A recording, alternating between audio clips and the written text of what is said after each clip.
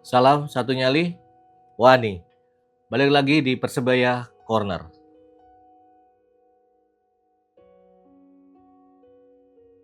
Sesuai dengan prediksi saya, Madura United akan bermain ngotot untuk meraih kemenangan supaya terhindar atau terlepas dari zona degradasi. Sebuah kekalahan yang telak dan juga peringkat tidak menentukan. Kalau peringkat atas akan mengalahkan peringkat yang bawah, dan itu sudah terbukti dan berkali-kali sudah saya sampaikan. Melihat kondisi seperti ini, sisa pertandingan semakin sedikit sampai di akhir musim, semua klub akan memberikan yang terbaik. Harusnya seperti itu untuk meraih hasil yang maksimal dan optimal. Rasa kecewa ketika kalah dari Persija Jakarta di GBK masih belum sembuh. Masih ada aroma-aroma sakit hati, masih ada aroma-aroma kecewa. Ketika hari Jumat kemarin, kecewa itu semakin dalam ketika Persebaya harus takluk di kandang sendiri oleh Madura United. Warga-warga Jeb Entertainment dan juga bonek bonita, silahkan dinilai sendiri bagaimana pertandingan Persebaya melawan Madura United yang sudah berlangsung hari Jumat kemarin. Sebenarnya saya bingung harus berkomentar seperti apa. Lihat pertandingan kemarin, mohon maaf sebelumnya, menurut saya Madura United bermain ya tidak terlalu istimewa. Gol pertama Madura itu menurut saya tendangan spekulasi, tetapi menjadi gol spektakuler. Itu keren. Tidak ada yang bisa memprediksi tendangan seperti itu, dan saya mengira Andika juga terkejut melihat tendangan dari Lulinha yang mana dia melakukan tendangan spekulasi tanpa melihat gawang. Karena pemain Persebaya sudah melakukan pressing. Yaitu kenapa saya bilang itu tendangan spekulasi. Gol yang kedua saya tidak tahu ada apa dengan pertahanan atau pemain belakang Persebaya.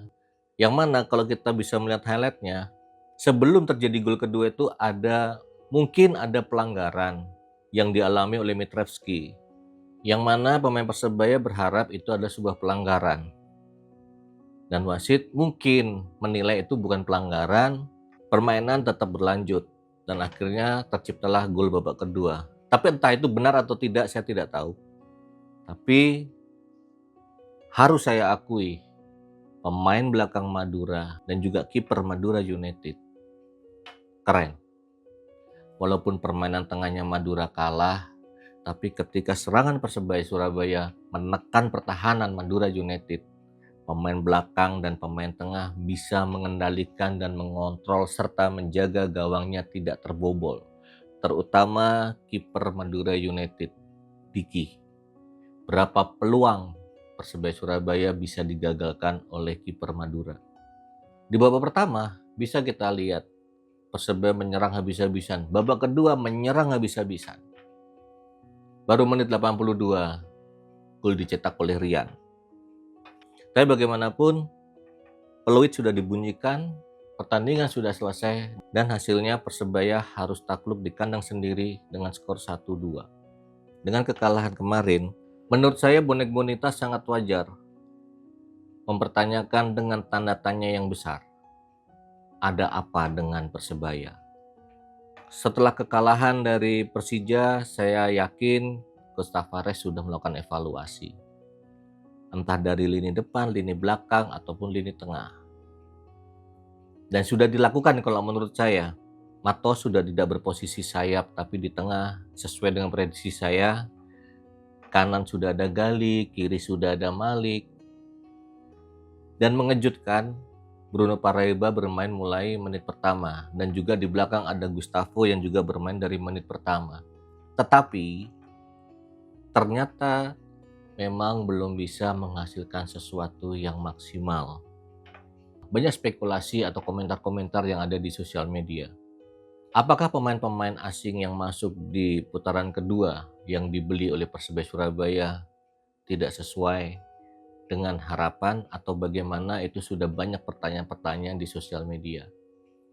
Dari semua pemain asing yang direkrut oleh Persebaya Surabaya di awal putaran kedua, menurut saya pribadi yang memang sesuai dengan apa yang diharapkan hanya Jefferson.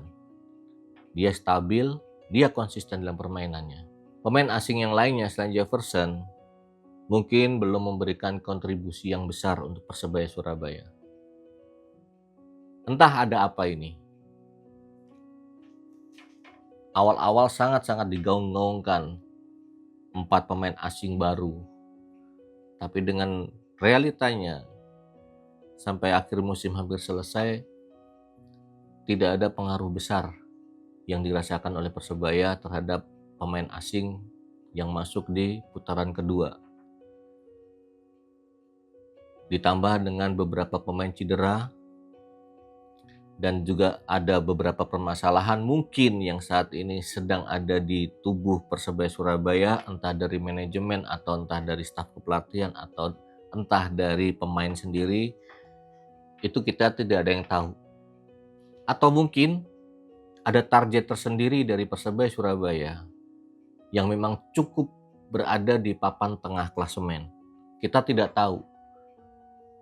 Karena kalau kita bicara juara sudah sangat jauh kesempatannya atau peluangnya, sangat-sangat jauh. Tidak mungkin lagi untuk memikirkan juara. Untuk masuk ke 4 besar pun juga mungkin susah saat ini ya. Mungkin susah untuk masuk ke 4 besar. Karena semua tim-tim akan berjuang mempertahankan dan juga memperbaiki dari peringkat klasemen. Klasemen terakhir hari ini, Persebaya masih di peringkat 6. Dengan 28 kali main, poin 42. Tetapi di bawah Persebaya ada Persita dan Dewa United yang masih bermain 27 pertandingan. Apabila Persita dan Dewa United berhasil memenangkan pertandingan nanti sore, Persebaya akan langsung turun ke peringkat 8. Bukan lagi sebuah PR untuk Coach Tavares, tapi ini adalah sebuah ujian. Entah ujiannya adalah pemain-pemain yang tidak fit, atau pemain-pemain yang cedera, atau apapun namanya. Tapi yang menurut saya ini adalah sebuah ujian. Menyelesaikan pertandingan sampai akhir musim sangat tidak mudah. Sangat-sangat tidak mudah. Dan sudah banyak juga tim atau klub berhasil menumbangkan Persebaya Surabaya di Gelora Bung Tomo. Jadi Gelora Bung Tomo sudah bukan lagi neraka untuk lawan. Perlu digarisbawahin di situ. Sudah tidak ada lagi tim atau pemain-pemain lawan yang takut untuk melawan Persebaya di kandang sendiri. Di episode sebelumnya saya sempat bertanya, apakah kekalahan yang dialami Persebaya Surabaya kemarin melawan Persija Jakarta itu kesalahan dari strategi Coach Tavares, atau para pemain tidak bisa menjalankan instruksi yang diarahkan oleh Coach Tavares, atau permasalahannya ada di skill pemain Persebaya, atau ada sesuatu di tubuh Persebaya Surabaya. Banyak sekali opini-opini publik yang sudah menggelontor, yang sudah panas. Dan semakin ke sini, opini itu semakin besar. Di komen-komen sosial media, di tempat-tempat tongkrongan, opini-opini yang memang sangat kurang enak didengar sudah mencuat. Di awal tadi saya sudah bicara, sudah sangat wajar. Saat ini bonek bonita mempertanyakan, ada apa dengan Persebaya? Yang bisa menjawab semua itu adalah manajemen, staf kepelatihan, dan juga para pemain Persebaya.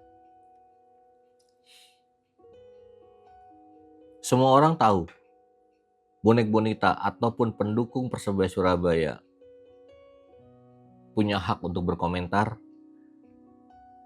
punya hak untuk mempertanyakan, dan punya hak untuk mengkritik. Di awal-awal putaran kedua ataupun putaran pertama, semua sosial Persebaya Surabaya menggaung-gaungkan hijaukan GBT, hijaukan GBT. Tidak hanya GBT yang dihadiri oleh bonek bonita. Pertandingan tandang pun bonek bonita ada yang berangkat. Apalagi apabila Persebaya main di GBT. Yang pasti lebih banyak bonek bonita yang menyaksikan pertandingan sepak bola apabila itu pertandingan kandang. Kami semua berharap dari staf kepelatihan, pemain-pemain Persebaya sendiri, dan juga yang terhormat Bapak Presiden Persebaya Surabaya, Bapak Asrul, bisa lebih mengevaluasi ada apa di tubuh Persebaya Surabaya, ada apa di dalam skema Persebaya Surabaya. Ini adalah seruan, curhatan, isi hati para bonek bonita yang mereka curhat melalui channel Jeb Entertainment, dan ini saya sampaikan, saya mewakili bonek bonita, berharap menghabiskan sisa kompetisi di musim ini dengan banyak kemenangan, dan juga untuk menghadapi musim depan Persebaya bisa selektif lagi untuk mendatangkan pemain-pemain yang akan berjuang untuk Persebaya Surabaya. Tanpa mengurangi rasa hormat, terima kasih banyak untuk para pemain-pemain Persebaya Surabaya yang sudah berjuang sampai saat ini. Mungkin masih banyak harapan-harapan bonek bonita yang belum terpenuhi. Yang sampai saat ini masih banyak gembar-gembor yang bernada miring untuk Persebaya Surabaya, dan masih banyak kritikan-kritikan dari bonek bonita, masih banyak keluhan yang dilontarkan di sosial media oleh bonek bonita. Karena itulah bentuk kecintaan bonek bonita ke Persebaya Surabaya. Untuk warga-warga Jeb Entertainment dan juga bonek bonita dimanapun kalian berada, sebuah kekalahan adalah hal yang wajar. Sebuah kekecewaan sudah sering diterima oleh kita semua, tidak hanya untuk bonek bonita tapi semua supporter di Indonesia. Tapi saya yakin kecintaan, kebanggaan kalian sebagai bonek bonita kepada Persebaya Surabaya sangat jujur. Tidak ada kemunafikan, tidak ada kepalsuan di situ. Dan kami semua juga berharap tim Persebaya Surabaya, tim manajemen, dan juga staf kepelatihan bisa bekerja keras dengan jujur, dengan ikhlas, untuk memberikan yang terbaik, untuk memberikan sesuatu, untuk memberikan hadiah untuk bonek bonita yang sampai detik ini masih berdiri di belakang Persebaya Surabaya. Kita tunggu hasil akhir sampai akhir musim, peringkat berapakah Persebaya Surabaya. Dan mudah-mudahan setelah kekalahan di kandang melawan Madura United, benar-benar ada perubahan yang dilakukan oleh Persebaya Surabaya, dan sisa-sisa pertandingan bisa menghasilkan banyak kemenangan daripada kekalahan ataupun seri. Sehat-sehat terus untuk bonek bonita, warga-warga Jeb Entertainment, dan kalian semua yang menonton channel ini. Untuk seluruh supporter yang ada di Indonesia, jersey kita memang berbeda, tapi kita semua adalah saudara. Jangan sampai ada keributan, jangan sampai ada ketegangan lagi di antara seluruh supporter di Indonesia. Karena walaupun kita berbeda, kita tetap satu. Indonesia. Salam satu nyali, Wani.